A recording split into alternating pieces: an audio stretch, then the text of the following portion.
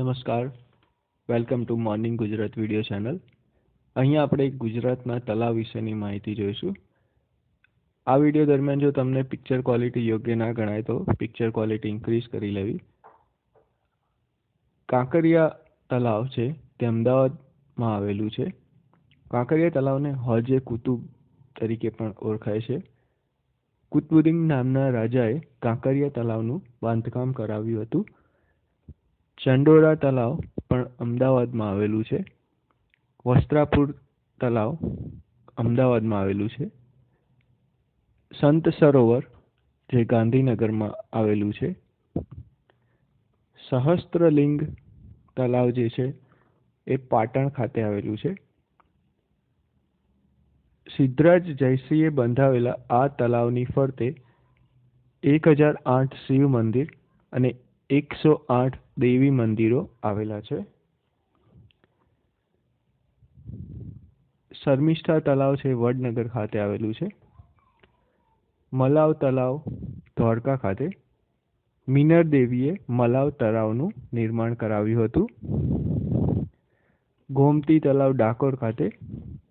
મુનસર તલાવ વિરમગામ ખાતે. મુનસર તળાવનું નિર્માણ પણ મીનર દેવીએ કરાવ્યું હતું. આ ઉપરાંત વિરમગામમાં એક બીજું તલાવ આવેલું છે, ગંગાસાગર તલાવ. ગંગુ વણઝારાએ ગંગાસાગર તલાવનું નિર્માણ કરાવ્યું હતું. તેલિયું અને દુધિયું તલાવ પાવાગઢ ખાતે આવેલું છે.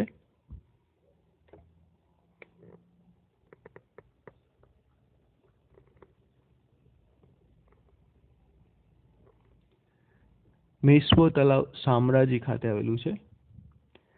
આજવા તલાવ એટલે કે આજવા ડેમ તરીકે જે ઓળખાય છે તે વડોદરા ખાતે આવેલું છે. આજી તલાવ રાજકોટ ખાતે. સામંતસર તળાવ હળવદ ખાતે. થોર તલાવ થોર ખાતે. હમીસર તલાવ ભુજ ખાતે જે બહુ ફેમસ છે ભુજમાં. ગોપી તલાવ અને રત્ન તલાવ બેટ દ્વારકા ખાતે. સુદર્શન તલાવ જુનાગઢ ખાતે આવેલું છે.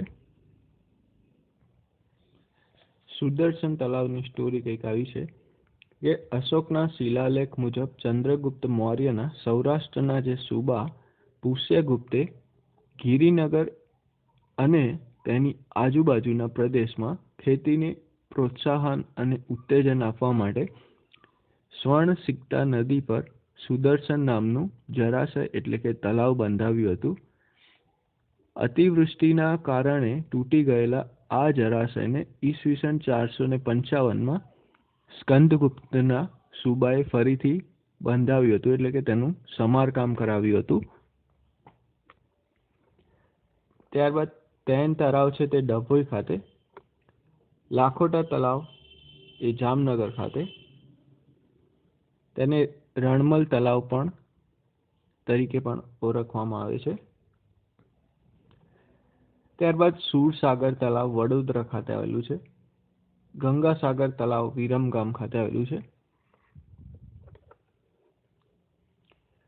કર્માબાઈ તલાવ છે તે શામળાજી ખાતે. મોહમ્મદ તલાવ વડોદરા ખાતે. દેસલસર તલાવ ભુજ ખાતે.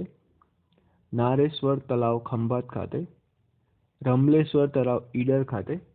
બોર તલાવ ભાવનગર. વડા તલાવ ગણદેવી. ભવાની તલાવ પાલીતાણા. જોગાસર તલાવ ધાંગધ્રા અને સામતસર તલાવ ઝીંઝુવાડા ખાતે આવેલું છે.